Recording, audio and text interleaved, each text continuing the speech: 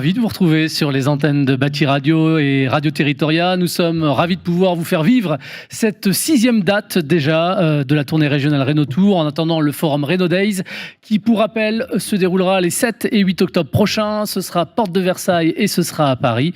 Nous sommes aujourd'hui en tout cas à Bordeaux, au cœur du quartier de la Bastide, installé dans l'écosystème Darwin, ancienne caserne du 19e siècle, éco-réhabilité, un lieu alternatif sur la rive droite, devenu l'un des lieux d'ailleurs les plus visités de la ville de Bordeaux.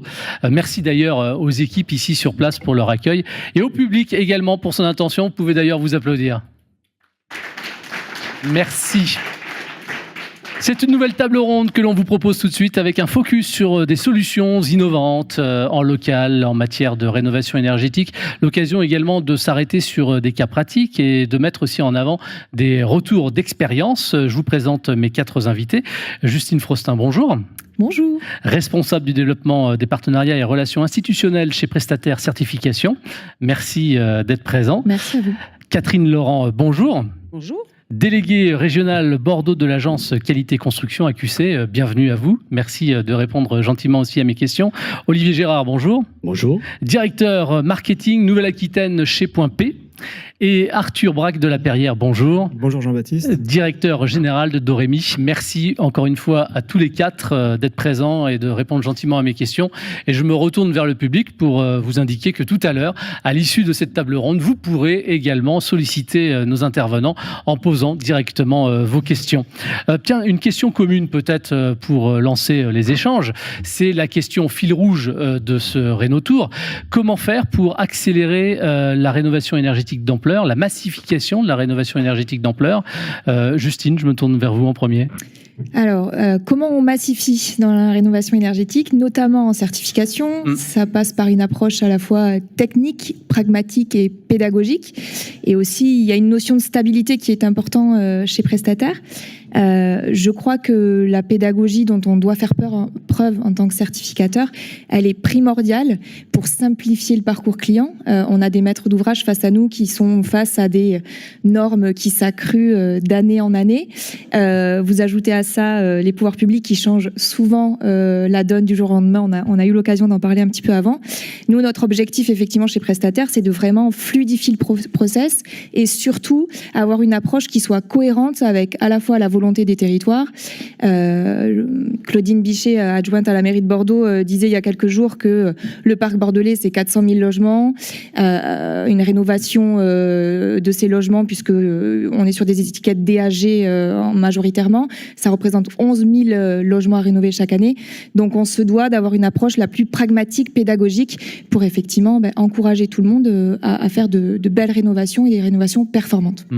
Arthur Braque de la Perrière, comment est-ce qu'on fait pour accélérer cette massification?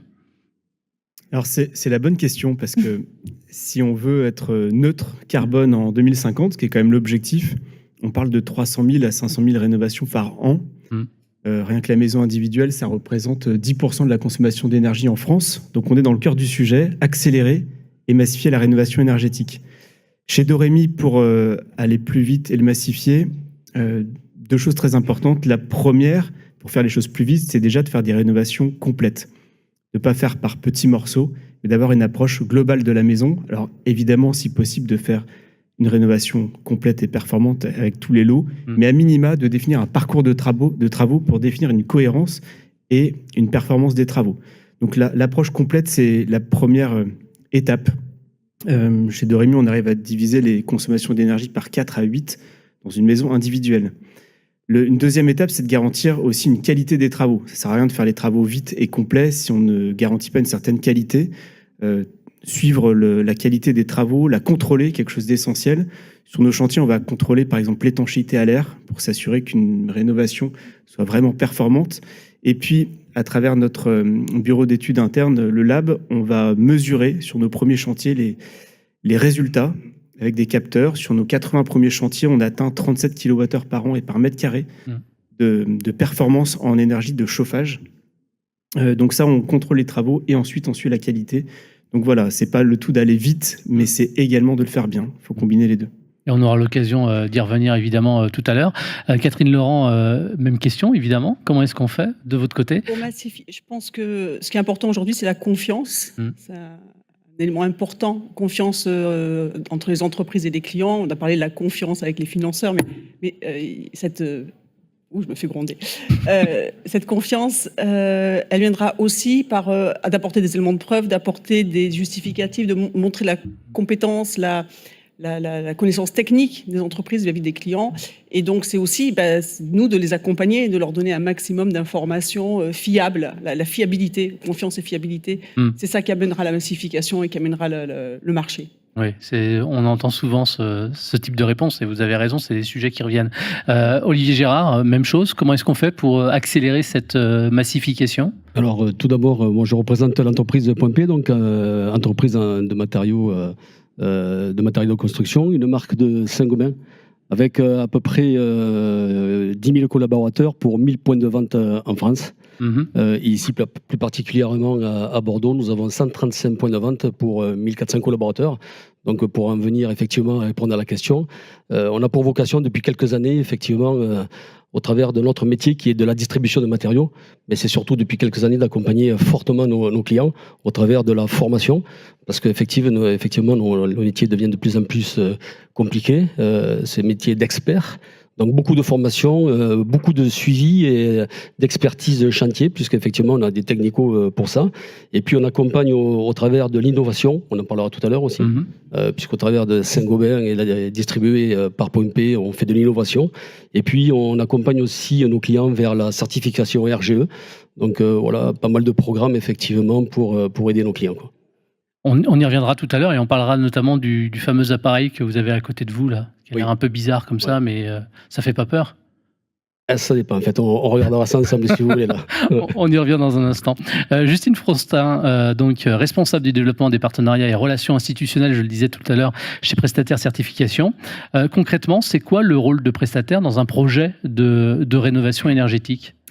Alors, Prestataire Certification est un organisme accrédité par le COFRAC, le Comité français d'accréditation, pour certifier la performance énergétique d'un bâtiment, mais pas que. On certifie également la performance environnementale et sociétale des bâtiments. Nous sommes le certificateur à pouvoir couvrir à la fois le logement et le tertiaire, que ce soit en neuf et en rénovation. Notre rôle, il est là pour accompagner les maîtres d'ouvrage qui souhaitent s'engager dans une démarche de construction, de rénovation d'un bâtiment et qui cherchent à aller au-dessus de la réglementation environnementale, la RE 2020, pour différentes raisons, pour aller chercher des aides, mais aussi pour se donner une feuille de route, pour se donner un cadre rigoureux qui lui permet aussi d'atteindre les futures ambitions, parce que la RE 2020, elle a évolué au 1er janvier 2025, elle évolue de nouveau en 2028, 2031, donc il faut déjà s'y préparer. Nous, en tant que certificateurs et donc chez Prestataire, notre rôle vraiment, c'est de pouvoir tout le monde mettre dans la course. Le constat qui avait été fait à la création de Prestataire, c'est qu'à l'époque, beaucoup de maîtres d'ouvrage ne se challengeaient pas parce qu'ils trouvaient l'exercice trop compliqué. Et donc, nos référentiels ont été construits et évoluent régulièrement, mais toujours avec le souci que les exigences qui se trouvent dans nos référentiels, c'est un document technique sur lequel on se base pour valider des exigences, on souhaite que ces exigences, elles soient toujours cohérentes avec la volonté des territoires. Dans le sud de la France, on va parler beaucoup de confort d'été. Dans le nord de la France, on parle récupération des eaux pluviales, par exemple. Mais aussi que nos référentiels et les exigences qui le composent soient cohérentes avec la capacité des maîtres d'ouvrage à aller les valider. Sur le territoire français, on a une grande disparité d'acteurs. On va avoir des petits OPH, des petits bailleurs sociaux qui n'ont pas la capacité à faire une rénovation très performante, mais qui peuvent déjà se challenger à aller chercher des exigences au-dessus de la réglementation environnementale. Et puis, on a les champions de France de la certification qui sont déjà bien engagés dans la démarche et qui cherchent à faire un bâtiment très performant et surtout le démontrer. Et en fait, nous, Prestataire Certification, l'accréditation Infrofrac, elle est là pour faire appel à un organisme neutre et indépendant qui vient vérifier que le cahier des charges d'un label, donc soit notre label que nous portons donc sous la marque BE, Bâtiment Énergie Environnement, ou les labels d'État et les labels portés par Efinergie et BBCA, a été validé. Et donc c'est un gage de qualité pour les maîtres d'ouvrage. Ça va être ma question justement sur ces labels. En quoi ils peuvent venir sécuriser un projet ou finalement faciliter l'accès aussi à certaines aides? Alors, très simplement, en fait, ce qu'il faut se dire, c'est que, on en a parlé tout à l'heure, il a été question des fraudes. Hier, j'étais sur un événement à Paris où il a été tout le long de la journée question des fraudes au C2E, MaPrimeRénov', la qualité des étiquettes DPE. Aujourd'hui, la certification, elle est beaucoup associée à des aides et des subventions. Pourquoi ? Parce que les pouvoirs publics, les collectivités, ils souhaitent aussi pouvoir rendre des comptes aux citoyens et dire votre argent, il a été utilisé à bon escient, et la certification, de par son indépendance, son devoir de neutralité, elle assure en fait effectivement de la qualité. Là, on parle de rénovation, mais on peut parler aussi de construction, de la qualité de la rénovation ou de la construction qui a été réalisée. On accompagne les maîtres d'ouvrage en conception, en exécution. Il y a une visite de site qui est faite également. L'objectif, c'est de vraiment aussi accompagner le maître d'ouvrage à atteindre le cahier des charges qu'il s'est fixé, à obtenir ce label, pour que, in fine, il puisse effectivement obtenir des aides, des subventions, ou ne serait-ce que se dire, je me suis challengé, j'y suis arrivé, je peux passer à l'étape d'après désormais. Rapidement, Oui. un exemple concret ici en Gironde, en Nouvelle-Aquitaine, qui va venir illustrer l'impact positif d'une certification sur un projet. Ouais. Alors j'avais même prévu de vous en dire 3 pour vous montrer le spectre qu'on accompagne, mais je vais le faire. Je vais vous parler très rapidement d'une opération auquel je pense, qui est en Nouvelle-Aquitaine, à Saint-Thyriex exactement. Nous sommes en Charente, et là on est sur un petit projet de 3 logements, comme quoi il y a pas de taille à prévoir pour rentrer en certification. Donc on est sur une rénovation performante, puisque typiquement les usagers, ils ont vu leur consommation baisser de 143 kWh par mètre carré par an à 66. C'est un projet qui avait été porté par le bailleur d'Angoulême, et l'objectif du bailleur, c'est à la fois de effectivement aller chercher des aides et des subventions qui sont conditionnées à la certification. Donc c'est des majorations de loyer et une multitude d'autres aides, mais c'était aussi de se mettre au travail, parce que je vous l'ai dit tout à l'heure, il faut qu'ils se challenge. 2028 arrive, 2031 également, c'est aussi un moyen de s'y mettre. Et parallèlement à ça, on va aussi avoir des projets de très grande envergure. On est sur un projet qui est dans le Grand Est, à Vaux-en-Velin. Là, en l'occurrence, on est sur quasiment 1000 logements qui ont été rénovés. La rénovation, elle s'est faite par une isolation à l'extérieur, où là on est venu mettre des panneaux qui ont été fabriqués en usine française dans la région, avec du bois issu aussi de forêts écolabellisées françaises. Donc il y a aussi toute l'économie circulaire qui se cache derrière la certification. Il y a aussi cet aspect-là, et donc c'est une opération qui a été vraiment exemplaire de par son envergure et de par, je vous passe les détails de toutes les exigences qui ont été validées dans cette opération, mais qui ont permis aussi aux bailleurs, là en l'occurrence, d'aller chercher et des aides de l'État et des aides locales, mais aussi dans le temps d'avoir des coûts de structure moins importants, la qualité pour l'usager post-rénovation et sur ses factures énergétiques. Arthur Braque de la Perrière, chez Dorémy, tout à l'heure, vous nous disiez que les rénovations accompagnées pouvaient atteindre en moyenne 37 kWh par mètre carré par an de consommation énergétique finale, si j'ai bien noté. C'est quoi? C'est 2 fois mieux que ce qu'on observe de manière générale? Quasiment. Probablement, en fait, ça dépend, surtout si on se compare... Sur une rénovation classique, en tout cas. Oui, en fait, c'est difficile de se comparer, parce que la plupart, aujourd'hui, des travaux de rénovation énergétique ne sont pas des travaux qui sont complets. C'est dans le domaine de la rénovation complète qu'on peut se comparer, qui est encore aujourd'hui pas le plus important, même si c'est les travaux qui augmentent le plus avec les nouvelles aides disponibles. Mais comment est-ce que vous obtenez ces résultats, et comment est-ce que vous les suivez aussi dans le temps? Alors, je dirais que le plus important pour obtenir ces résultats, c'est que tous les acteurs soient au niveau. Et c'est ça qui est extrêmement complexe dans la rénovation énergétique. C'est les maillons d'une chaîne qui est assez longue. Et pour mettre tous les acteurs au niveau, c'est pour ça que Dorémy a développé aujourd'hui 3 métiers en interne. On fait bien sûr les chantiers. On a une activité de conception sur les travaux, également de maîtrise d'œuvre pour suivre la qualité et contrôler les travaux. Ça, c'est une activité de Doremi, l'activité chantier. Mais on a également une activité de formation. On a un organisme de formation pour former un maximum d'acteurs du bâtiment. Et les plus nombreux possibles. Évidemment, on forme les entreprises de travaux. On en a formé plusieurs centaines sur toute la France. On forme aussi des accompagnateurs des collectivités. Mais aujourd'hui, on va également former des distributeurs de matériaux. On va former des acteurs bancaires qui font les éco-prêts au zéro, des agences immobiliers. Tous ces acteurs qui, de près ou de loin, font de la prescription sur les travaux. On a besoin que tous les acteurs soient au niveau pour avoir un maximum de performance sur le chantier. Et la troisième activité qu'on a, c'est une activité de bureau d'études interne, de recherche et développement, où on développe des outils de vulgarisation. Par exemple, un outil qui s'appelle Renovato, qui est un jeu pour expliquer à tout le monde la rénovation énergétique, comment faire des travaux dans le bon sens et ne pas se tromper dans les différentes étapes. Également faire du suivi de la consommation, pour être sûr que les travaux réalisés répondent aux attentes.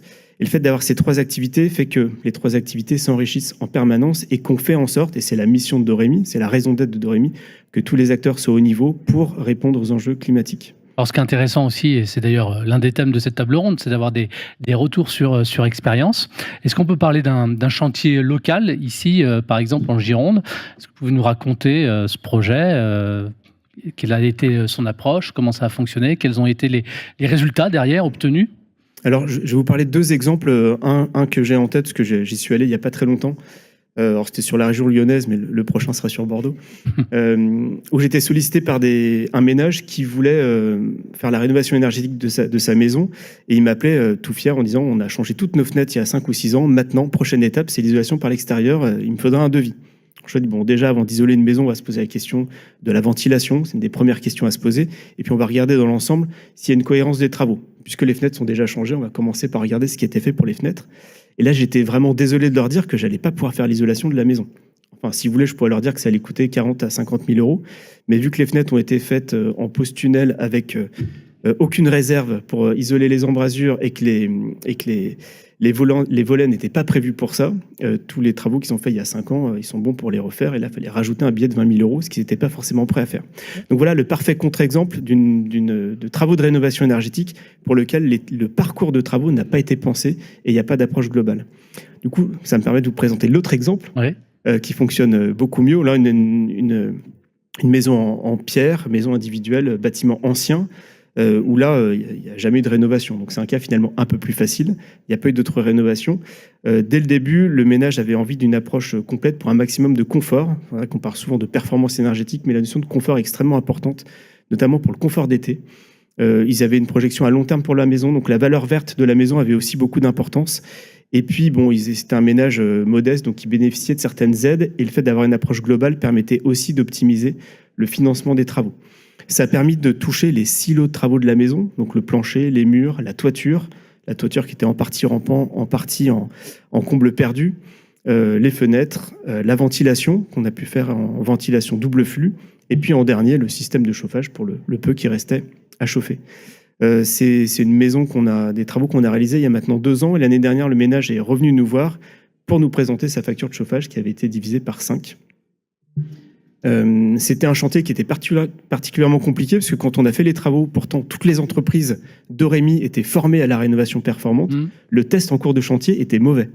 Nous, on vise des performances de test d'étanchéité à l'air de 1 à 3 volumes heure. Là, on avait dépassé les 10, donc c'était même une réunion de crise, je me souviens, avec les artisans pour avoir une si mauvaise performance, pourtant avec des artisans formés. D'où l'intérêt de contrôler, c'est que même des personnes qui sont formées au geste, qui connaissent la rénovation performante, peuvent laisser passer des points sensibles qui peuvent passer au travers sur un chantier. En l'occurrence, c'était les forgets qui avaient mal été rendus étanches, et puis également une ancienne bouche de ventilation qui était passée complètement à la trappe. Quand on faisait le test, c'est devenu une passoire géante.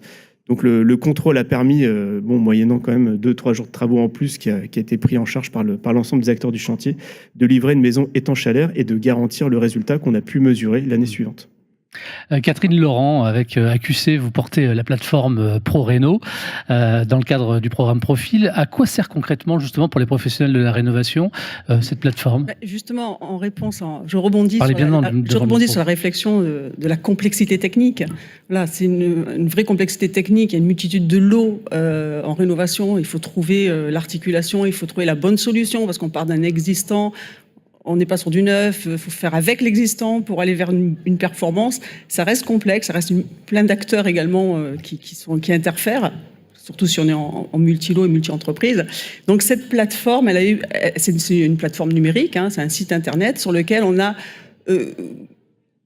concaténé tout un ensemble de documentation et de ressources techniques pour mettre au même endroit. Donc il y a eu 12 partenaires, ADEME, ANA, CSTB, CEREMA, l'AQC, le programme Profil, etc., qui ont mis tous ensemble toutes les ressources propres à la rénovation énergétique du bâtiment. Donc on va y trouver, on se pose la question de solutions techniques. Alors on va pouvoir y entrer, c'est une plateforme, on va pouvoir y entrer par catégorie professionnelle. Je suis plombier, je suis chauffagiste, je suis maître d'œuvre, voilà, selon son profil. Je suis MAR, on peut aussi, accompagnateur rénov, rentrer par un profil et puis aller chercher toute la documentation propre à son métier. Je veux des infos par exemple sur l'installation de pompes à chaleur, par exemple, l'isolation, typiquement, l'étanchéité. Pompe à chaleur, je suis pompe à chaleur, déjà je vais faire de la veille, donc je vais aller trouver tout ce qui est sur les fluides naturels, je vais pouvoir trouver de l'information veille dessus, je vais faire du dimensionnement, parce que je vais trouver un outil qui s'appelle PAC-Réno, qui permettra de faire un dimensionnement en fonction de son chantier, de son opération, et de trouver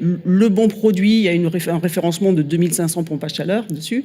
Je vais pouvoir, pour l'installation, pour la mise en œuvre, je vais trouver des vidéos tutos de toutes les étapes clés avec toutes les fiches d'autocontrôle qu'il va falloir faire pendant le chantier. Je vais trouver il y a tout un ensemble de ressources, des calepins de chantier qui rappellent le geste et qui montrent les bonnes pratiques.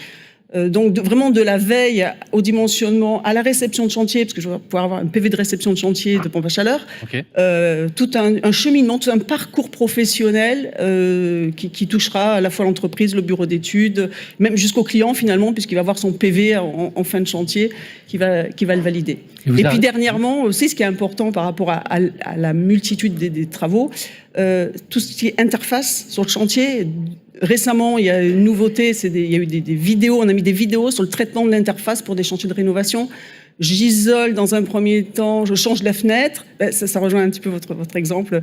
Je fais une isolation, je change les fenêtres, et puis plus tard dans le chantier, j'ai prévu de faire l'isolation. Je temporise, je reviens sur le chantier, mais comment j'ai laissé en attente le procédé de changement de fenêtre, comment j'ai mis le pare-vapeur pour pouvoir revenir avec l'isolant derrière, faire une seconde étape. Tout ça, c'est des gestes propres à la rénovation. On n'a pas dans le neuf, on ne se pose pas ces questions-là. Ça ne se temporise pas comme ça dans le neuf. Et on va trouver toutes ces ressources sur ce site-là. C'est gratuit. Ok. Alors, je ne vais pas vous demander des KPI, mais est-ce que vous arrivez à mesurer, entre guillemets, le succès de la plateforme et est-ce que vous arrivez aussi à savoir si, je ne sais pas, des artisans locaux, ici en Gironde, utilisent justement cette plateforme? Oui, alors déjà, la plateforme, sur cette année, depuis qu'elle existe, on a eu 1 400 000 vues de pages qui ont été regardées. Donc on peut penser qu'il y a pas mal de gens. Il y a pour un tiers des artisans, peut-être un quart des artisans, un tiers des maîtres d'œuvre, des accompagnateurs rénov, voilà, qui vont chercher de l'information, des bureaux d'études.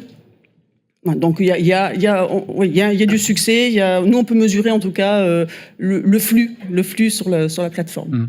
Et ces ressources, elles sont alimentées par qui? Comment c'est Elles sont alimentées par les partenaires. Alors c'est un groupement avec 16 organisations professionnelles qui sont autour et qui valident le contenu aussi. Donc on est aussi, il n'y a pas du tout de démarche commerciale. On ne vend pas de produits. On n'est pas du tout dans cet esprit-là. On est vraiment sur du transfert d'informations au plus grand nombre pour donner la bonne information. Voilà. Olivier Gérard, Point P a lancé un roadshow au niveau national sur la rénovation énergétique. En quoi consiste très concrètement la démarche et comment elle s'est peut-être concrétisée ici et également aussi en région Nouvelle-Aquitaine? Alors, le roadshow, il y a deux choses. En fait, on a des salons de la rénovation énergétique que nous avons pu faire effectivement l'année dernière, qui a remporté un franc succès, puisque sur 3 jours, nous avons rassemblé 1200 personnes, région Nouvelle-Aquitaine, bien sûr, pas que Bordeaux. Bien sûr. Et puis, effectivement, quand on parle des roadshows, en fait, on parle des roadshows sur les isolants biosourcés. Donc, c'est en fait une suite logique de tout ce que nous pouvons faire et de tout ce que nous pouvons et devons amener à nos clients dans l'information. Et puis, depuis tout à l'heure, on parle de quoi? On parle de montée en compétences, on parle d'expertise, c'est ce qu'on vient de dire là. Et comment ça se concrétise? Alors, tout à l'heure, vous aviez eu peur peut-être Mais cet oui, appareil- de c'est quoi cet quoi. appareil? Alors, cet appareil, il est simple et on pourra le faire peut-être durant les 5 minutes qui nous resteront, mais on est nombreux. En fait, c'est un appareil simple, hein, c'est un Alors, c'est casque. quoi? C'est un casque de réalité virtuelle, c'est ça? Exactement, ouais. En fait, Ouais. nous l'avons pour nous dans le groupe Point P depuis 2 ans, 3 ans pour nos propres équipes dans nos formations, dans le cadre de nos formations. Et puis en fait, l'année dernière, sur les roadshows de biosourcés, on a décidé effectivement de monter un stand avec cet appareil, où en fait il est intégré dedans 5 ouvrages. Alors vraiment sur la réno énergétique, hein, les combles perdus, les combles aménagés, l'ITE, l'ITI, et effectivement la réno dans la menuiserie. Donc ça tombe bien. En fait, cet appareil, une fois que vous le mettez sur les yeux, bon, il est vraiment super, hein, c'est à essayer. Je vous invite à le faire. Il est chargé, il est programmé. En fait, on est projeté carrément dans l'ouvrage, donc 5 ouvrages. Donc c'est à peu près un quart d'heure par ouvrage. Hein, donc bien évidemment, on ne peut pas tout faire. Et sur le roadshow, on n'a pas réussi à satisfaire tous les clients. En fait, sur le roadshow, on avait 3 appareils, on est monté jusqu'à 5. On n'est pas arrivé à satisfaire tous les clients parce qu'en fait, il y a beaucoup de curiosité. Mais pourquoi en fait? Bon, alors déjà, il y a la nouveauté, c'est toujours sympa. Mais surtout, en fait, quand on est projeté dans l'ouvrage, on parle de quoi? On parle de règles de pose. On parle de la qualité du geste, on parle de points techniques sur lesquels effectivement on pourrait avoir un audit. Donc en fait, grâce effectivement à cette manette et des QCM qui sont proposés, en fait, on va cliquer et répondre à des questions qui permettent de nous faire progresser. On est en immersion en fait. Totalement, sur 360 degrés, c'est à faire. Donc je vous invite effectivement tout à Je le l'heure ferai à le faire. Ouais. avec plaisir. Voilà. Puisqu'on parle d'innovation, peut-être un mot aussi sur Terlian, Ouais. votre solution à base de terre d'excavation qui a été testée sur des chantiers pilotes. Et vous avez peut-être là aussi des retours d'expérience d'ailleurs. Oui, alors ça reste récent malgré tout parce que Terlian c'est un projet qui existe, du moins qui est mis en œuvre, qui est depuis 3-4 ans, mais donc on commence effectivement à avoir des ouvrages. Donc sur le Bordelais, on a 6 chantiers effectivement réalisés et en cours. Donc c'est quoi Terlian? En fait, c'est 4 produits, c'est de la terre d'excavation. Bien évidemment, comme vous venez de le dire, qu'on va calibrer, de la terre qu'on sélectionne, auquel effectivement on vient rajouter un liant décarboné, bas carbone plutôt, bien sûr, et effectivement on y met de la fibre biosourcée et on rajoute de l'eau, tout simplement. Et quand je dis tout simplement, en fait, c'est quoi la nouveauté? Il n'y a pas tant de nouveauté parce que c'est à base de terre, et en fait on va jouer sur les caractéristiques de la terre. Elle propose en fait du déphasage, c'est-à-dire qu'en fait la terre retient la chaleur l'été de l'extérieur pour entrer à l'intérieur, et surtout aussi elle apporte pas mal de contrôle de l'hydrométrie pour l'hiver, parce qu'ici il pleut pas mal aussi, ça tombe bien, donc elle capte l'humidité pendant l'hiver. Vous avez des chantiers ici d'ailleurs? Ouais, il y a des chantiers ici, je vous dis on en a fait 6 exactement. Voilà, donc c'est de la terre projetée, hein, donc sur ossature bois, et on projette de la terre. Donc aujourd'hui effectivement on en est au début, mais sur la France effectivement nous avons une 50aine de chantiers qui ont été déjà validés et concrétisés. Alors on arrive bientôt au terme de cette table ronde et dans un instant je vais donner évidemment la parole au public pour voir s'ils ont des questions pour vous interpeller directement. Mais ma dernière question elle est volontairement orientée puisqu'en fait je vous demande d'être optimiste et que malgré les contraintes qui sont évoquées depuis le début de ce Rénotour face à des constats, malgré ces contraintes, qu'est-ce qui vous rend optimiste, vous, tous les 4 aujourd'hui, sur l'avenir de la rénovation énergétique? Alors pour les entreprises de travaux, quelque chose qui me rend très optimiste, c'est qu'on n'a pas le choix. La question ne se pose pas. Entre l'inflation de l'énergie, qu'on ne mesure pas forcément cette année, mais qui est une évidence à long terme, et le besoin de neutralité carbone, c'est un chantier du siècle qui est devant nous. On est à peine au début du chemin et on n'a pas le choix, le chantier doit se faire. C'est ce qui me rend extrêmement optimiste. Le seul point d'interrogation, c'est quand est-ce que ça démarre vraiment. Justine ? Bien, moi, ce qui me rend très optimiste dans le secteur de la certification, c'est de me rendre compte que de plus en plus de maîtres d'ouvrage de toute taille tapent à notre porte et s'engagent en fait dans le processus de certification. Même quand il s'agit d'ouvrages très vieux, on certifie des immeubles haussmanniens absolument magnifiques où on se dit à la base qu'est-ce que je vais pouvoir aller chercher un label? Eh bien, si, c'est faisable. Et je crois qu'on réussit par notre processus, notre offre, à vraiment lever les freins. Et l'objectif, c'est évidemment de massifier. Donc, la certification n'est pas un luxe, contrairement à ce qu'on peut penser. Certes, il y a un coût à l'instruction en phase conception-exécution, mais derrière, on s'y retrouve à long terme. Donc, j'invite effectivement tous les maîtres d'ouvrage à continuer et à ceux qui ne l'ont pas fait, à se mettre dans la course pour aller chercher un label de qualité. Catherine, quelles sont les raisons de rester optimiste ? Moi, ce qui me rend optimiste, c'est quand je vais voir les entreprises à la FFB ou à la CAPEB. Avec Alibat, on l'a fait, on est allé dans les départements, qu'on leur présente les outils numériques et qu'on fait les manips et qui font « Waouh, c'est chouette ce que vous nous montrez là ». Et pareil avec le CREAC, la MPS, qui sont les espaces... les anciens espaces info-énergie, les accompagnateurs Marinov qui, waouh, génial tout ce que vous mettez à notre disposition, et cet enthousiasme me rend optimiste. Voilà. Olivier ? Nous, ce qui nous rend optimiste, effectivement, c'est que depuis 2 ans, effectivement, on voit bien que le marché est en train de se chercher, puisqu'en fait, il fallait qu'il s'organise.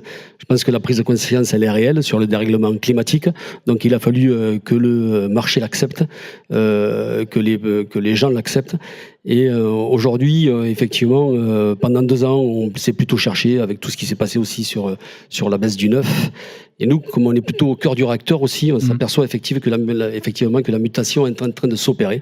Donc, eu égard effectivement à tous les dispositifs qu'on peut avoir, les dispositifs efficacité énergétique, ce qu'on vient de voir là, ce qu'on fait au travers des salons réunions énergétiques, on voit bien effectivement qu'il y a une prise de conscience et qu'il y a une réalité effectivement à prendre la chose par le bon bout de la part de nos clients. Mais sauf que cette mutation, pour s'opérer, elle reste compliquée. Au travers de toutes les aides, ça c'est encore autre chose qui complexifie encore plus le sujet. Mais au niveau de nos clients ont compris effectivement que l'enjeu il était vers la réno énergétique. Et là, sincèrement, je trouve qu'en 2025, on voit que les choses bougent dans le bon sens. Et donc, je pense que là, on est en départ lancé là. Et voilà, écoutez, c'est parfait. Merci d'avoir répondu tous les 4 à mes questions. Je me tourne maintenant vers le public pour savoir si effectivement il y a une question pour venir interpeller nos différents intervenants. N'hésitez pas, ne soyez pas timide. Il y a quelqu'un qui est là avec un micro qui est prêt à vous le donner. Dites-moi tout. Oui, bonjour. Jacques Pestre, je préside le club d'amélioration de l'habitat. Et pour rebondir sur la remarque d'Aurémy, l'année dernière, on a remis un livre blanc au ministre concerné pour la rénovation globale, parce qu'on est d'accord que c'est quand même la solution la meilleure. Et on s'était un peu focalisé sur un sujet qui n'a pas été abordé, c'est pour ça que j'en parle, qui est un moment très important du bâtiment, c'est le moment où le bâtiment se mute, se vend ou s'achète. Et que là, on a une occasion unique parce que ce bâtiment est vide et que donc on peut y faire très facilement tous les travaux d'ampleur. Et que donc, moi, je trouve, on avait demandé au gouvernement de se pencher dessus pour mettre le maximum de moyens, je pense aux MAR, enfin aux accompagnateurs Rénov notamment, pour qu'ils puissent se focaliser en particulier sur ces sujets-là et motiver du coup dans chaque ville les notaires, les agents immobiliers qu'on a oublié aussi quand on en parlait pour s'occuper de ça. Voilà, c'était pour rebondir sur votre remarque. D'accord. Et sinon, vous aviez une question ? C'est une petite blague. Merci en tout cas pour votre intervention. Est-ce qu'il y a une question également encore dans le public ? Ah voilà, monsieur qui lève la main. Le micro arrive. Bonsoir à vous. Bonsoir à tous. La certification, oui. On ne parle pas du point de départ, c'est-à-dire ce qu'il y a des mesures faites avant les travaux pour pouvoir valider effectivement si l'objectif est atteint. Puisque pour moi, pour savoir si l'objectif est atteint, il faut savoir d'où on part. Bien sûr. Alors, comment ça fonctionne ? Le processus de certification chez Prestataire. On demande à nos clients de venir nous voir au plus tôt en phase esquisse, c'est le mieux pour qu'on ait l'accompagnement le plus pertinent possible. Et effectivement, on va accompagner le client dès le début et on va effectivement récupérer des éléments en phase conception qu'on va venir contrôler, en phase exécution, et il y a également une visite de site. L'objectif aussi, c'est de la conception aujourd'hui d'un projet, c'est, on va dire, 70% déjà de réussite dans la démarche de labellisation de l'ouvrage. Une bonne conception de l'ouvrage, une bonne conception de la rénovation, c'est déjà se mettre sur la bonne voie pour avoir des résultats in fine. Donc, bien sûr qu'on les accompagne sur cette période-là et qu'on va déjà demander des documents dès le début pour pouvoir faire ensuite un REX, bien sûr, à la fin des travaux et pouvoir dire telle exigence a été validée ou elle ne l'est pas. Voilà. Merci d'avoir gentiment répondu à mes questions. Merci également au public de nous avoir suivis. Cette table ronde est à découvrir dans quelques jours maintenant en replay, si vous voulez la redécouvrir. Encore merci à tous les 4 d'avoir joué le jeu. On se retrouve encore dans quelques instants pour une ultime table ronde. Et il sera question cette fois de formation, de recrutement et de reconversion. Et on parle toujours bien évidemment de rénovation énergétique. Merci à vous de votre fidélité et à très vite.